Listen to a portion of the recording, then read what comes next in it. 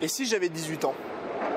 Et si je pouvais retourner 3 ans en arrière, 3 ans et demi en arrière?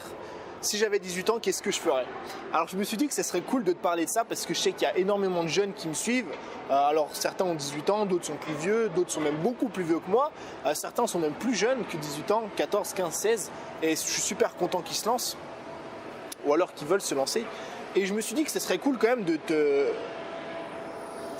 partager mon avis et mon point de vue sur ce que je ferais si moi j'avais 18 ans aujourd'hui, si moi j'étais jeune.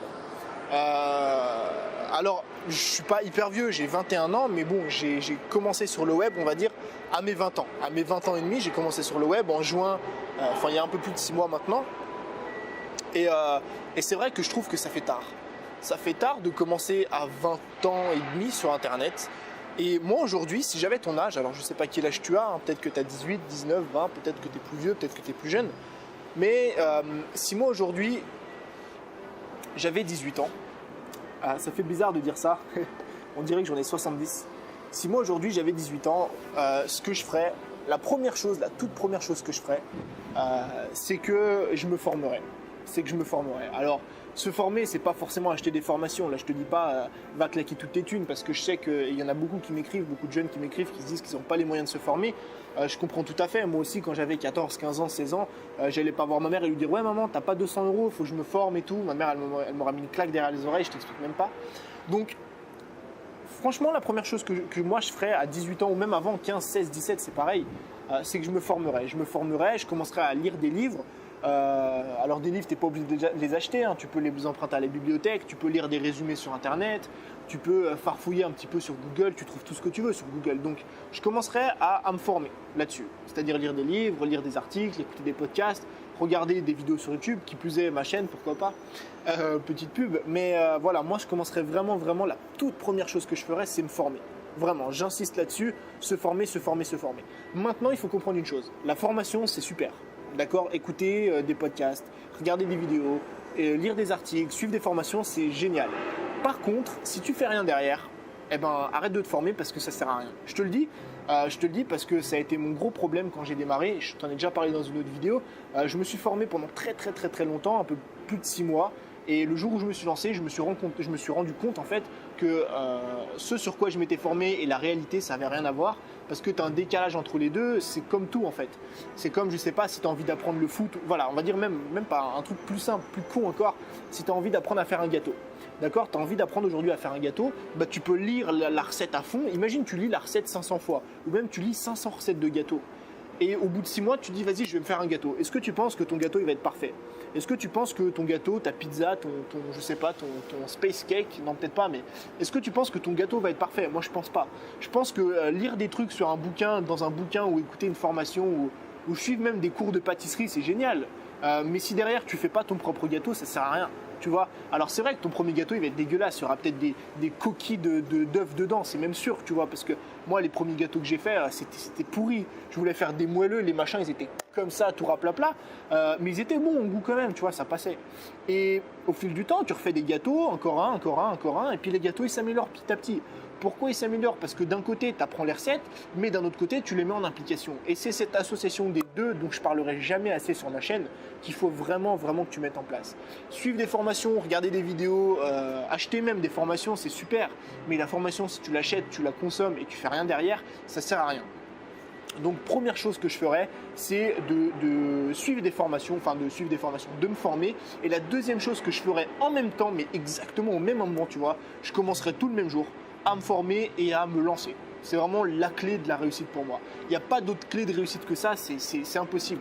Tu peux pas, c'est comme faire un gâteau sans farine ou sans œufs. Enfin aujourd'hui tu me diras on peut faire un gâteau sans rien, mais ce que je veux dire c'est que c'est comme si tu voulais ouvrir une porte, la porte était fermée à clé, tu cherchais la clé, on s'en fout, ma métaphore elle est nulle, mais ce que je veux dire c'est que aujourd'hui si tu veux te lancer, si tu veux réussir sur internet et que tu passes pas à l'action, tu vois, vraiment j'insiste là-dessus, que tu passes pas à l'action, ça te mènera nulle part, tu n'y arriveras jamais. Tu n'y arriveras jamais parce que tu vas faire que repousser. Donc moi, si j'avais 18 ans, si j'en avais 15, 16, 17, peut-être que tu en as 15, 16, 17, tu me regardes, je me formerais et le même jour, je me lancerais. Pourquoi? Parce que ça me permettrait d'un côté d'apprendre des trucs dans les formations, dans les articles, dans les podcasts, dans les chaînes, dans les vidéos YouTube, et de l'autre côté d'essayer de mettre en application. Alors évidemment que tu vas essayer, évidemment que tu vas échouer, évidemment que tes vidéos au début elles vont être nulles, elles vont être merdiques, elles vont puer la merde, il va y avoir 20 personnes qui vont les regarder tes vidéos. Moi tu peux aller voir, il y a 3 mois, j'avais 15 vues sur mes vidéos, j'avais 16, 17 vues, 10 vues parfois sur mes vidéos, pourtant j'avais 200 abonnés, tu vois, je me suis dit mais oh ils sont où les gens et je comprends parce que mes vidéos elles étaient nulles, faut l'avouer à un moment, tu vois. Mais je veux dire, personne ne commence une activité en étant bon. Ça, faut que tu le comprennes. Personne ne commence en étant bon. Moi, tu vas voir mes premières vidéos, elles n'étaient pas bonnes. Tu vas voir mes premiers articles, ils n'étaient pas bons. Mes premiers produits, ils n'étaient pas bons. C'est pourquoi? C'est parce que c'est les premiers. Comme quand tu fais un premier gâteau, ton premier gâteau, il n'est pas bon. Tu vois, et c'est gâteau après gâteau que tu vas pouvoir faire un gâteau de mariage. Et ben là c'est pareil. Donc il faut que, moi ce que je ferai c'est que je me formerai. Et d'un autre côté j'appliquerai ce que j'apprends dans les podcasts, dans les trucs comme ça. Et la dernière chose que je ferai, en fait il y a 3 choses que je changerai, que je ferai un peu plus qu'aujourd'hui. La dernière chose que je ferai c'est que je mettrai de côté tout ce qui est un petit peu futile. Tout ce qui est un petit peu futile, et ce que j'entends par là, c'est quoi? Ce que j'entends par là, c'est cette société un petit peu occidentale, les Français, l'occidental moyen, tu sais. J'achète, parce que moi j'étais un très très gros consommateur avant de tout et n'importe quoi. Comme on appelle un sneakers addict, je m'achetais tous les mois une paire de chaussures. Je m'achetais des vêtements à tout va, voilà. J'étais un très très gros consommateur avant et je changerais énormément de choses là-dessus. Sur ma consommation, que ce soit une consommation monétaire de produits et une consommation de contenu. Je passais énormément de temps devant la télé, je passais énormément de temps à glander sur Internet, à glander sur Facebook, à jouer à la console et tout. Alors je dis pas qu'il faut pas le faire. T'es jeune, c'est comme, pour moi, jouer aux jeux vidéo et tout, tu peux pas passer à côté de ça quand t'es jeune, c'est impossible. Même aujourd'hui, c'est cool d'y jouer de temps en temps.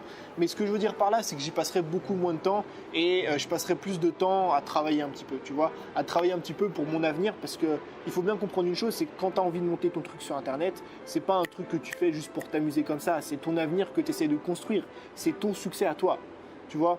T'en as certains dans la vie qui vont vouloir créer ou qui vont attendre que les autres créent un succès pour eux. Tu sais, par exemple, quand tu intègres une entreprise et que tu te dis, voilà, moi je l'intègre en assistant commercial et j'ai envie de devenir PDG, et ben là tu t'essayes un petit peu tu comptes sur les autres, tu comptes sur le système pour créer ton succès, et au final ce sera même pas ton succès parce que l'entreprise t'appartient pas, toi tu as juste un poste, tu es juste un pion au milieu d'une entreprise.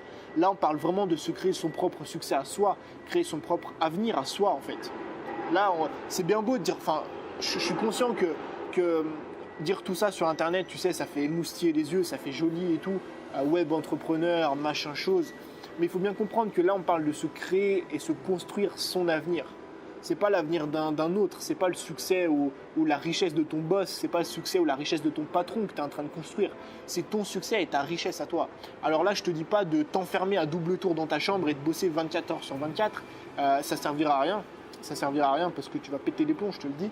Mais vraiment, ce que moi je te conseille de faire dans cet ordre-là, et c'est même pas dans cet ordre en fait, c'est tout en même temps. La première chose, c'est de te former en lisant des livres, en consommant des formations, en achetant des formations si tu as les moyens. Parce qu'aujourd'hui, tu as des formations qui sont accessibles à 49, 59 euros. En te lançant, ça c'est vraiment une chose très importante. Si tu consommes des formations, que tu consommes du contenu mais que tu ne te lances pas, ça va servir strictement à rien, je te le dis de suite. Et la troisième chose, c'est que je passerai ou j'accorderai moins d'importance à des choses futiles comme les réseaux sociaux, j'essaierai d'y passer moins de temps, Facebook, Instagram, évidemment toujours ce que je veux dire c'est qu'il faut pas faire l'extrême d'un ou d'une autre, il ne faut pas aller d'un extrême à l'autre. Ça veut dire qu'aujourd'hui, si je te dis qu'il faut que tu travailles, qu'il faut que tu baisses tes consommations tu baisses tes consommations de réseaux sociaux, de télé, ça ne veut pas dire que tu dois éteindre la télé, la mettre à la poubelle ou supprimer Facebook ou Instagram de ta vie. Ce que je veux dire par là, c'est qu'aujourd'hui, on passe à peu près 4 heures à 5 heures par jour devant des écrans. Que ce soit, devant des écrans, c'est même pas le problème.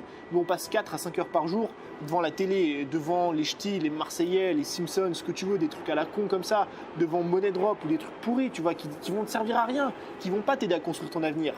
Alors que tu pourrais passer ne serait-ce que la moitié de ce temps-là, ne serait-ce que 2h30 ou même 2 heures par jour à te construire ton propre avenir, je t'assure que tu aurais forcément plus de résultats.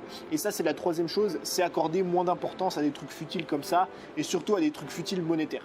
C'est-à-dire que j'essaierai d'être plus minimaliste, m'acheter moins de vêtements, dépenser mon argent dans moins de trucs à la con, tu vois, parce que moi j'ai aussi une période où je sortais beaucoup, forcément comme beaucoup de jeunes, et quand je me retrouve à claquer 100-150 euros un samedi soir parce que je voulais me bourrer la gueule, je me dis merde quoi, alors que tu vois, enfin d'un côté c'est con, mais quand on est jeune, d'un côté on pleure parce qu'on se dit ouais mais les formations sur internet ça coûte 20, 30, 40, 50, 100 euros, moi j'ai pas ça, j'ai pas cet argent là, et d'un autre côté le samedi soir tu claques les mêmes thunes pour une bouteille de vodka, tu vois, une bouteille de vodka qui à la base coûte 9,99.